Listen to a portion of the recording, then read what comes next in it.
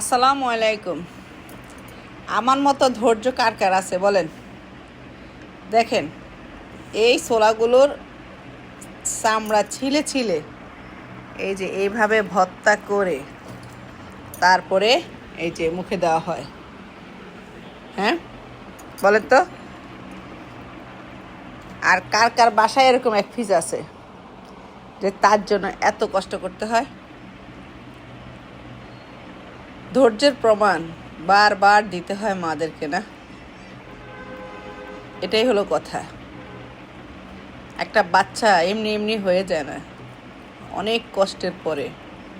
অনেক, আপনি চিন্তা করে দেখেন, প্রতিটি ছোলার চামড়া ছিলতে হয়।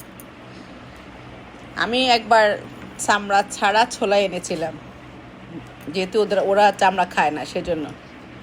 কিন্তু রান্না করতে গিয়ে বা ভাজি করতে গিয়ে দেখি যে আমাদের বড়দের ভালো লাগে না, কারণ ওইটা নরম হয়ে যায়, বেশি গলে যায়, শক্ত শক্ত রাখা যায় না, সেজন্য।